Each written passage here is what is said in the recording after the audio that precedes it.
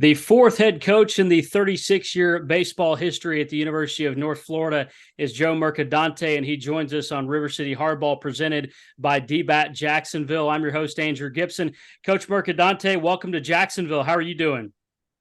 I'm doing great, Andrew. Thanks for having me on. And yeah, it's been a whirlwind, but it's been great so far. And just excited to get here with the family full time and kind of get our roots down a little bit, so I can take a deep breath and just focus on Osprey baseball.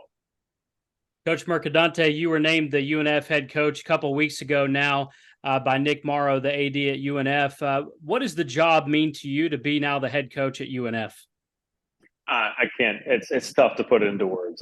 Baseball has been a part of my life ever since I was growing up, and getting this opportunity at this place, a place that I grew up going to UNF baseball camps. I was actually on the phone with Coach Dusty Rhodes about an hour ago on the car ride home, and just kind of telling him how much it meant to me as a young kid, and what the program stood for, and what I thought of it when I was a young boy growing up. But yeah, it's one of those things that work for the last 15 years in college baseball for this opportunity. So very thankful, very humbled, very blessed, and just super excited. Couldn't be more thrilled with the guys we're going to have in place for the program from a coaching staff standpoint, and just excited to get to work. And speaking of getting to work, I mean, you're already in the transfer portal, getting some guys. We can talk about that if you want or choose to. But what are some of the first few things that were on your to-do list when you first were named the head coach at UNF? What are some things that you really tackled and jumped on top of? I think the most important thing for me was trying to reach out and connect with the guys that are on our current roster. It's a tough position anytime you come into a new locker room, and I've done that a couple of times as an assistant. And I think the most important thing for me is getting to share with those guys what I'm about, talk to them a little about what I see for the vision of this program, but also get the opportunity for them to get to know me a little bit, and learn who I am and what I stand for. So starting to at least establish those relationships and get to know those guys a little bit. And then, obviously right after that was kind of evaluating the roster, and seeing where we were. We had a couple departures. Since then, we've had a couple additions. So, with today's day and age with college baseball, with the portal, there's ways to address the needs that you have. And you got to kind of work at it and not be too slow. You got to really be aggressive with some of these things. So, but yeah, finding the roster and what we needed. And then, right hand in hand with that was getting the coaching staff in place. So all those things were really kind of high on the priority list. And, getting the guys around you that and trust, but also the right guys for the job was a very important piece as well. That transfer portal stuff is crazy. We talk about it so much in different levels in college baseball, college football, college basketball, whatever it might be. You're a head coach now in it. How crazy is the transfer portal? It's a lot. It really is a lot. I think no words can kind of describe the energy and frenetic pace that it takes to keep up with it. Unfortunately, there's some people that don't do the job the right way and have deals in place before these guys even hit the portal. But even take those guys out of it, you're talking about 4,000, 5,000 kids in there looking for homes and guys leaving. And you have to stay on top of it. So, it's tough, but when you have a system in place and everybody's doing their part from a staffing standpoint, you can try to stay on top of it and get the latest updates and kind of check it every 30 minutes to see who the new names are and all that good stuff. But yeah, it's created a whole other challenge, I guess, when it comes to putting together a roster. Take us into that a little bit, if you can. Are you whenever you have the ability and the opportunity to talk to guys, are you messaging these guys? Do you have other coaches that are trying to keep tabs on guys all the time? Are you checking it 24/7? What is all that like? It's for the first week, it was pretty tough with not being able to have any more staff members officially hired or being able to do kind of recruiting on our behalf. So it was kind of a one-man wrecking crew for about 7 days, which made it almost a 24-hour job. Just phone calls, text messages, Twitter, DMs, emails, any way and every way to get in contact with these guys. And that's kind of where networks are big. You got a kid from Virginia, and hopefully the travel ball coach, or a guy that used to train him as his hitting coach in high school. So you have to find different ways to connect with these guys because time is of the essence for sure. But since then, it's been a little bit easier since I've been able to get a couple guys in staff, so they've taken a little bit of that work. And we've been able to kind of delegate it a little bit, kind of create a system of who's on portal watch and who's reaching out to the hitters and the pitchers and all that. So, but yeah, it certainly takes some organization if you want to do it effectively. And so, Coach, that's relatively new because years ago you didn't have a coach or a couple of coaches. This is your job to go reach out to the portal guys for hitters and pitchers. This is all something relatively new, right? It is. It's I look back and I consider myself, still relatively young, I guess, in the coaching game. But 15 years ago when I started thinking about how the recruiting process went to how it changed to 2 or 3 years ago, with a lot of guys committing super early in their high school careers, some in some occasions even before they played a pitch of high school baseball. And then now it's kind of shifted back to the older guys again. So it's definitely changed. You got to continue to evolve with kind of the trends, but also to me, at the end of the day, whether it's a portal kid, a high school kid, a junior college transfer, it's about getting to know them and making sure you're getting the right type of guys in your program. There's plenty of guys that throw 92 miles an hour. There's plenty of guys that can hit 10 home runs a year, but you want to make sure the makeup's right, and you want to make sure you're getting guys in your locker room that are going to help the guys around them. That's the tricky part with this is, it shortens the timeline of when you can do your background, get to know these guys, make sure they're checking all the appropriate boxes. Because at the end of the day, one guy can lift up the guys around him, or he can drag some guys down, and you want to make sure you're getting positive influences and good kids in the program.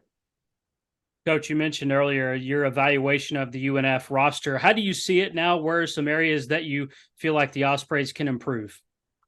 Obviously you take a hit up the middle, shortstop, second base, center field. Those are premium positions. Those are tough positions to fill. I do feel like we've added a couple pieces early on, a couple that we can't talk about yet because they haven't officially signed their documents with UNF, but we've done some work there to address a couple of those needs. And again, offense can come from different places in the lineup. You can move some guys around DH spots, corner positions, but the defense is what really, when we're building a program, with a year under our belt, that's going to be a priority for us, is being strong up the middle and defending at a high level. So it certainly is tough this late in the game, but we're going to find the right guys. I'm a firm believer that there's great players everywhere. If you're willing to work, you're willing to burn up the phones, you're willing to get out there and pound the pavement to find guys, you'll find guys that can fit those holes for you. So we've got a couple pieces knocked out, but we still have a little ways to go. Tell me if you're not able to, but are you able to talk about any of the transfer guys that you've got just yet, or you're going to wait on that? Yeah, the one we can talk about is Cade Bush. Cade Bush, first baseman, kind of DH, has a chance to play corner outfield potentially from Florida State. I recruited Cade couple years back when I was at Stetson.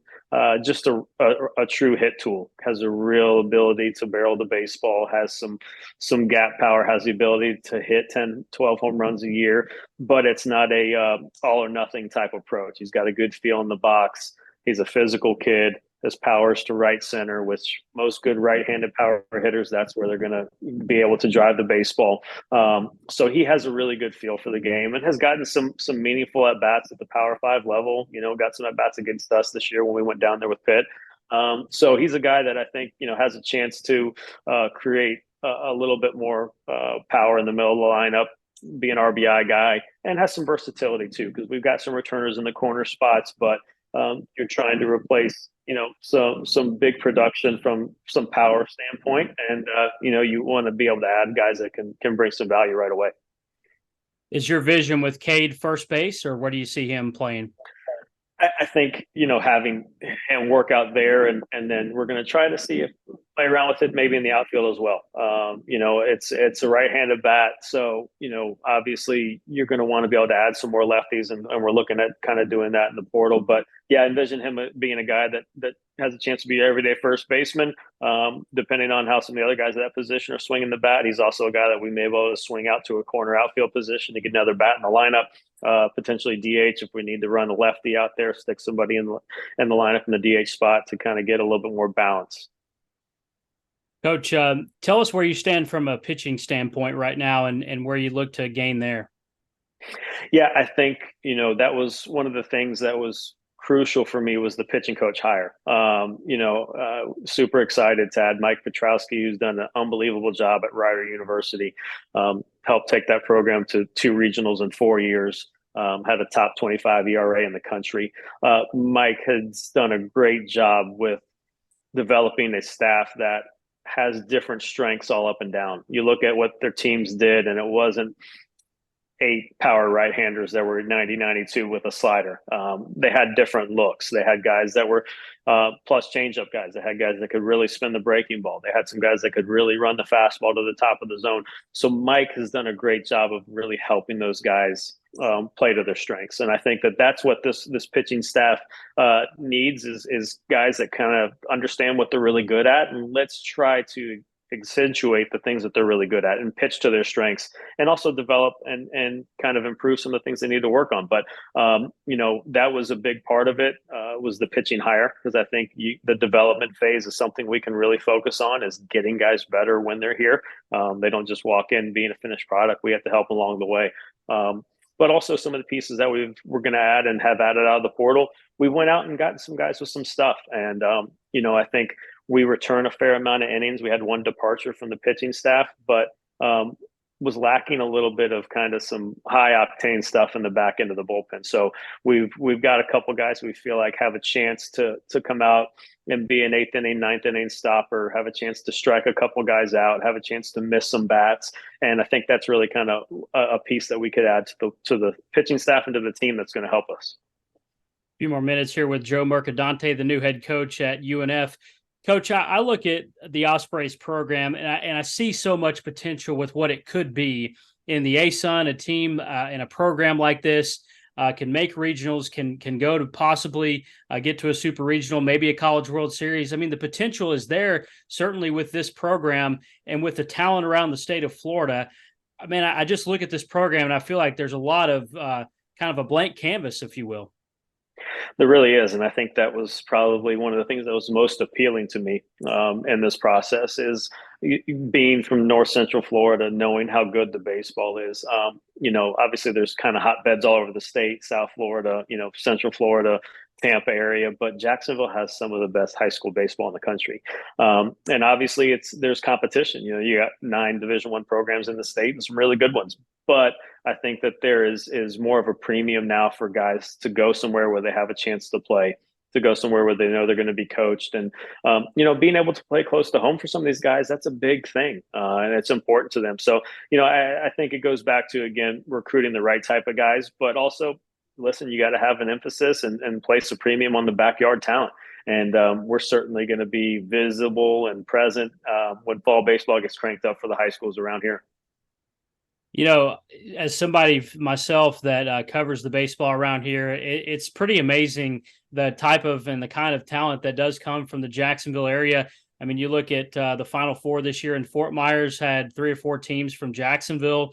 That's hard to do. I mean, there's not a lot of areas that can put that kind of talent on the table as far as high school players, the coaching that they've gotten around here. It just really speaks to the kind of talent that is in the Jacksonville, North Florida area. No, you're absolutely right. I think you look at, the high school state championships, you go up to East Cobb and some of these travel ball, tournaments during the summer. You're always seeing some guys with some North Central Florida flair in their roster and some presence there. And, again, go out to Omaha this year, look at the roster. There's some presence from there as well. So there's some really good baseball up here. And I think our job is to make sure that those guys know the opportunity that they have at UNF and with Osprey baseball and understand that they're not sacrificing anything. They're going to be coached at the highest level. They're going to be developed. They're going to get a great education, and they're going to have a chance to help us do something that is pretty pretty darn special. That's what I was going to go to next and ask you about, the importance of maybe trying to keep guys around Jacksonville, because there's so many good players here. I mean, your vision of the Osprey program, are you trying to keep the Jacksonville guys right here in Jacksonville? I think you have to. I think that has to be a the first thought in your head when it comes to recruiting and building your roster. But I also think at the end of the day, we have to get the guys that want to be here. I never look at recruiting as trying to talk somebody into them or making a sales pitch. At the end of the day, we have to tell them, hey, this is what we're about. This is what we value. This is who we are as coaches. This is who we are as people. And ultimately, we hope that they want to be a part of it, right? They have an opportunity to come here and do something that's never been done before, with a coaching staff that's extremely energetic and ready to get after it and competitive and know how to develop players at a high level. And hopefully, there's a lot of guys locally that want to be a part of it. Final thing, Coach. Your background, you've been an assistant several places around the state, Stetson, Miami, most recently at Pitt. You're from Gainesville. You went to Florida. Tell us a little bit more about yourself. Yeah, I guess you could I've kind of got the Florida baseball education down pat. When it goes from high school to college to coaching, did a little bit of time in travel ball when I took a couple years out. I've kind of touched over everything, I guess you could say, except the panhandle when it comes to Florida baseball. But I think it's been great for me because everything and every step along the way has really kind of helped me be intentional with my coaching decisions and the way that I am able to fall back on some of the experiences and the networks and the friends and the mentors. And there's no shortage of people that I feel like I can pick up a phone and call and ask a question and get some info on a guy. So it's been great for me along this process. And obviously have had some great stops and played for some great coaches and just look back and are so thankful for the time I've spent with each and every one of them because they've helped shape me into the coach I am today. Do you have a favorite stop, a favorite memory, something that stands out among your other stops you've had? I think it was pretty special as making a super regional at Stetson in 2018. Going to Omaha with Miami in 06 and 08, those are obviously, those are great memories as well. I just think there's something really special about doing something for the first time. That's the draw for me for this program is there's everything in front of us. We've got an opportunity to make history every year we go out there and do something that's never been done before. And for me, that's what's going to get me up every morning and get me going to work and get it started and picking up the phone and grinding and getting out there and throwing BP and getting extra ground balls and getting these guys ready to play because that's pretty special when you can do something for the first time. So I've had a lot of really good memories, but I'm more excited about the ones we're hopefully going to make here in the next couple of years. How would you describe for people? Obviously, people haven't seen you coach UNF yet, but how would you describe the style, the mentality that UNF baseball will have going forward under your watch? Yeah, I think, this first year, I think it's kind of figuring out what you got, and I think good coaches have to cater to the team that they have. And how do we have the best 9 out there every day that play a winning brand of baseball? And that may not look the same for every team. But the commonalities for our program are going to be a team that knows how to compete, a team that plays hard, a team that plays the right way. Our guys are going to have fun. They're going to be themselves. I don't want them to change who they are, but we're going to respect the game. But most importantly, we're going to go out there and take every pitch and like it means everything, because I think the more we can teach our guys how to compete within the lines, it's going to help them when they get done playing down the road. So that's a big piece. We're gonna play an attacking brand of baseball offensively. We're gonna pressure the other teams. We're gonna take extra bases. We're gonna bunt. We're gonna hit home runs. We're gonna put guys in motion. And I think when you do that and you can put pressure on the other team, that really can help you kind of beat some teams you're not supposed to. And I think that goes even to the pitching side as well. Strike throwing, attacking guys, getting ahead early in the count. We want to kind of play a pressure brand of baseball all the way around. I saw you over at Harmon Stadium yesterday, your new digs. What do you think? Pretty good. Pretty cool to walk out there and kind of take a look around. I've never walked on a field with the green grass and a freshly drug infield and thought it was a bad look. It's pretty cool to walk out there and see that, and just excited to get out there when we break fall and start out there with the workouts in a couple weeks. I guess about a month from now, and get to work. Well, Coach, I really look forward to meeting you in person. Can't wait to see the team you put on the field. I know you guys are working hard at it. So thanks for taking out a few minutes of your busy schedule tonight. I appreciate the time. Thanks for having me, Andrew.